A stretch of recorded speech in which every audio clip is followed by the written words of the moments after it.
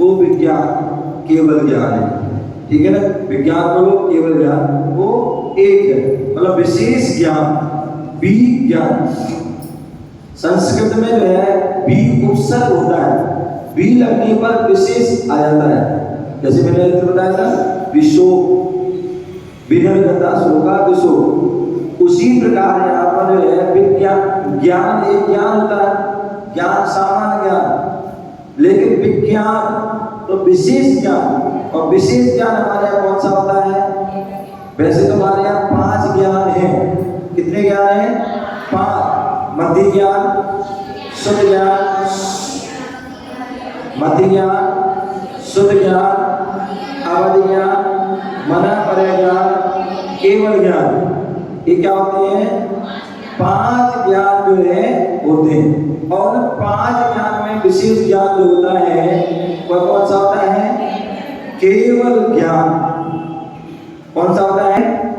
विशेष होता है। वो जो ज्ञान जिसे प्राप्त हो जाता है तो समझ लो उसके लिए क्या हो गया? सारे विश्व के चराचर पदार्थों को वो जान लेगा। क्या कर लेगा? एक साथ। हम तो जैसे यदि आपसे कहा जाए, आप किसको देख रहे हैं? सामने वाले को दिख रहा है। आपसे यदि कहा जाए पीछे क्या है, कौन खड़ा है, आप नहीं देख पाओगे।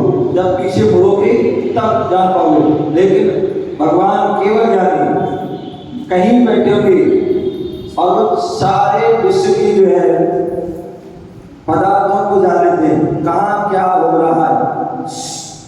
बुढ़िया ध्यान रखो, इस मामले में मैं बड़ा स्थित हूँ। यदि आप गड़बड़ करोगे तो फिर समझ लो। आप ध्यान से सुनो। यदि आप ध्यान, क्योंकि पढ़ने आए हैं, यदि पढ़ने आए हो तो अन्यथा go to pavilion house, go to house. तो मैं क्या बोला था कि विज्ञान केवल ज्ञान, विशेष ज्ञान। कौन सा ज्ञान? केवल ज्ञान, विशेष ज्ञान। ठीक है ना? योग, त्रियोग आया था ना, योग बोले आत्म प्रदेशों के संकोच और विस्तार रूप होने को, आत्मा के प्रदेश का संकोच और विस्तार होने को योग कहते हैं। और वो योग कितने हैं? मन, वचन, काय की क्रिया को भी योग कहते हैं। तो लोग जितने प्रदेशों में जीवादि, जितने प्रदेशों में जीवादि 6 द्रव्य पाए जाते हैं उसे लोक कहते हैं। और वह लोक 3 होते हैं, ऊर्ध्वलोक, मध्यलोक और अधोलोक, जिसे पाताल भी कह देते हैं। वैसे सैद्धांतिक शास्त्रीय नाम उसका पाताल लोक नहीं है, शास्त्रीय नाम उसका जो है अधोलोक। कौन सा है? अधोलोक। तो ऐसे वह 3 लोग होते हैं। और अंत में है नमो, माने नमस्कार। नमो क्या है? नमस्कार। जहां मन वचन काय दोष एकाग्र करके, समान करके जो किया जाता है वह नमस्कार होता है। जब भी हम भगवान को नमस्कार करें, मन में उसके भाव होना चाहिए, वचन से बोलना भी चाहिए। क्या बोलना चाहिए? भगवान, हे भगवान नमोस्तु। क्या बोलना चाहिए? नमोस्तु। हाथ जोड़ना चाहिए, सिर भी झुकना चाहिए। और यहाँ तक कि जब हम नमस्कार करते हैं तो कैसे करते हैं? पंचांग, षष्ठांग, अष्टांग अथवा गवासन।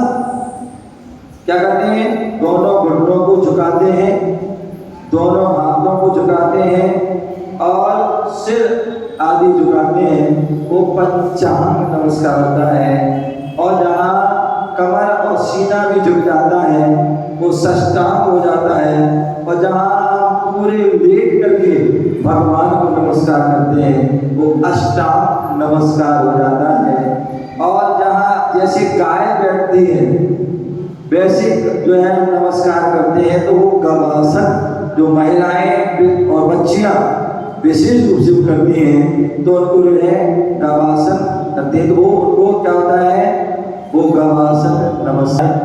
अब यहाँ पर दूसरा जो छंद है उसके बारे में आप बता रहे हैं, ग्रंथ रचना, उसका उद्देश्य और ये जीव क्या चाहता है, जो जीव क्या चाहता है तो दूसरे छंद में बताया है। और हाथ जोड़ी सब लोग, हाथ जोड़ी और हाथ जोड़ो, पालती लगा के बैठो बेटा, गुड़िया पालती लगा के बैठो और हाथ जोड़ो। हाँ, जेठ रूपन में जीवन सुख चाहे दुख ते भयबन, ताते सुख हारी सुख का कहे सीख गुरु करना। पढ़ेंगे एक साथ, एक एक करके। जेठ रूपन में जीवन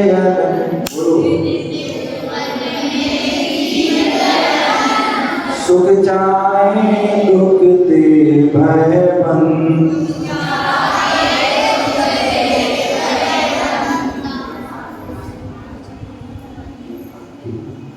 हाँ, ताते दुख हारी सुख का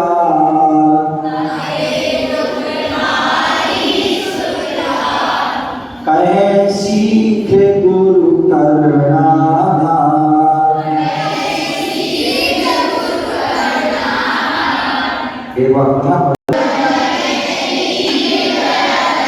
सुख चाहे दुख ते भयबन, ताते दुख हारी सुख का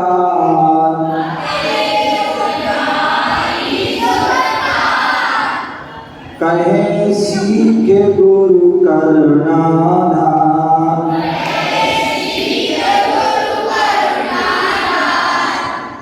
तो ये जो है अब यहाँ बोले त्रिभुवन, त्रिभुवन जो अभी पहले बता चुके हैं, तीन भुवन, तीन भुवन जो ऊर्ध्व भवन, मध्य भवन और अधोभवन, जिसे हम तीन लोक भी कहते हैं, ऊर्ध्वलोक, मध्यलोक और अधोलोक, ठीक है ना। ये तीन जो है भुवन होते हैं। और क्या बोले, जीव कितने हैं, बोले अनंत होते हैं। क्या होते हैं, अनंत होते हैं। अनंत जो होते हैं वो सीमा से परे होते हैं। बोले अभी बताएंगे अनंत की परिभाषा क्या है। तो जो है वो अनंत जीव हैं और सभी क्या चाहते हैं, सभी जो है जीव सुख